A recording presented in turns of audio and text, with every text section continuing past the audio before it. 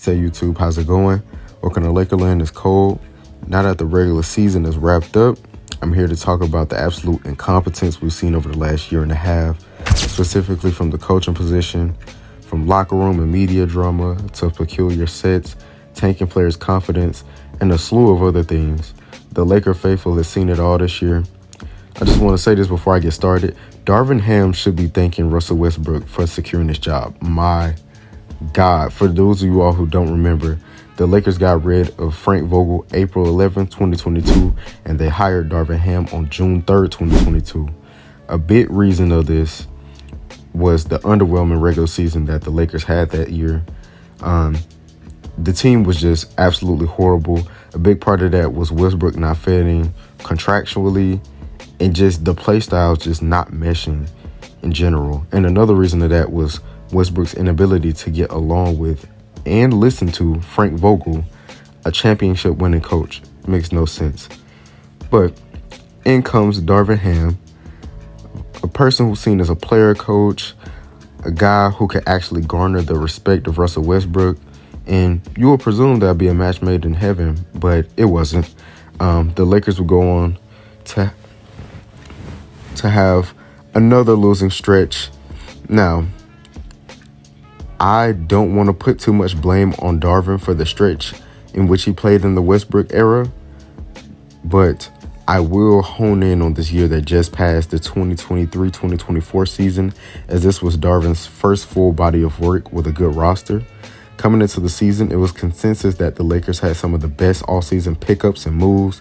We brought back the newly named Untouchables, Reeves, Rui, D'Lo, and Vando. We also picked up some solid role players like Christian Wood, Taurean Prince, Gabe Vincent, and Jackson Hayes. It seemed that the Lakers had everything we needed to be a dominant, top-seeded team, but we were all sadly mistaken again. Darvin would proceed to make confusing moves in the very first game of the season. We all knew we were playing the Denver Nuggets, who had just swept us in the Western Conference Finals, and we were playing them without Vando, our best perimeter defender and great energy guy. So we all assumed at the very least that Darvin would start Rui Hachimura at the fourth spot, as he's the sixth best player on the team. But again, we were all sadly mistaken. Darvin started Taurean Prince in place of Rui, and we proceeded to stumble our way to a 5-5 record in the first 10 games. This move will only be the first act of Darvin's favoritism, though, as he would decide to bench Austin Reeves.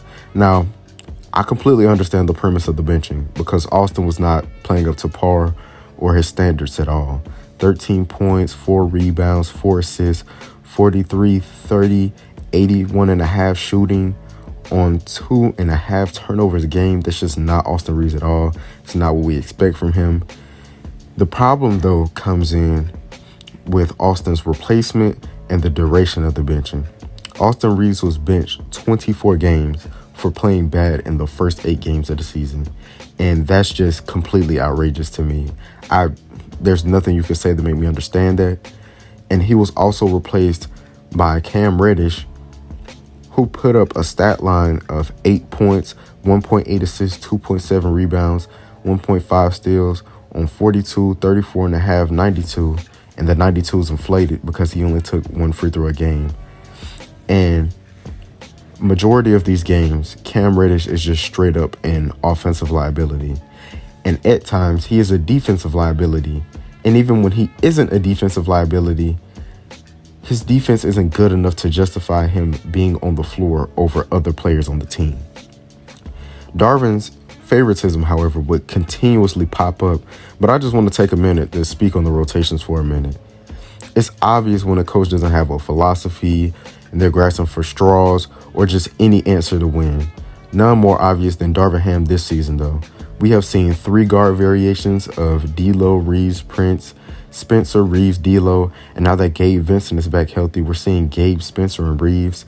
We've also seen a 3 big lineup of Davis, Christian Wood when he was healthy, and Jackson Hayes.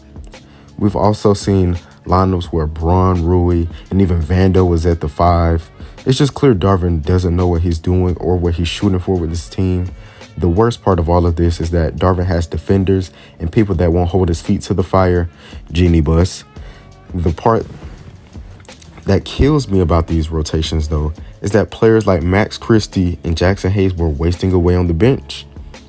He's given Jackson Hayes more responsibility as of late in the backup center role, but Christie still isn't given many chances. For reference, Taurean Prince has started 49 games and averaged 27 minutes per game this season. Christie has started 7 and he averages 14 minutes per game. Prince literally doubles the amount of time that our homegrown sophomore 3-and-D product gets. It makes no sense to me. And again, the cycle continues. Our starting point guard wasn't even safe from Darvin's unfair treatment. D'Angelo Russell was benched for most of December. D'Lo was admittedly playing bad, 10 points, 2.4 rebounds, 5.5 assists, 1.5 steals on 37.5, 27.5, 50 splits. It's also not up to D'Lo's standard. But again, the replacements. Benching both D'Lo and Reeves mean that Darvin had to roll out a lineup of Braun, Prince, Reddish, Vando, and Davis. Absolutely egregious starting five. This league is built on floor spacing, playmaking, and defensive versatility. This lineup only addresses one of those areas, and the production wasn't good enough to justify losing the other two. It seems that Darvin has a pattern of being a one-step thinker. This move overall would visibly tank the confidence of Reeves and D'Lo, which we thought would seal the fate of the Lakers' playoff hopes. We wouldn't reach any sort of normalcy until the trade deadline approached. Reeves and D'Lo finally became permanent starters again, and on February 3rd, he finally moved Rui back into the starting lineup. This move, which was blatantly obvious, would catapult the Lakers, Rui and D'Lo individually as well.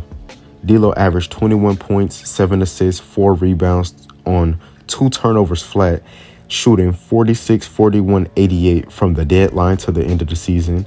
Rui averaged 16 points, 5 rebounds, 1 assist on 58, 44, 71 splits from the deadline to the end of the season. Having your 5th best offensive player doing that is an absolute joy. This emergence and placement of talent gave the Lakers the 4th best offensive rating post-All-Star break, behind the Nuggets, Pacers, and Celtics. We also managed to push for the 8th seed in the play-in, finished with 47 wins and 35 losses. As you can see, this team is very talented. There weren't that many moves that needed to be made, and the ones that did are elementary, and Darvin still made the wrong decisions. The Laker faithful is honestly left wondering how much better this season could have turned out had we had a more competent coach. Tell me what you think in the comments. I'll be sure to respond. Like the video if you like the video. Subscribe to Lakerland. Follow us on Playback. Y'all have a good one. For the latest and greatest on your Los Angeles Lakers, make sure you subscribe to the channel. We're on the road to 1,000 subscribers, and we appreciate the support. Follow us on social media at Lakerland Show, and join our Playback TV room for our free VIP access to our Lakers watch parties and, of course, the Lakerland podcast. That's playback.tv/Lakerland.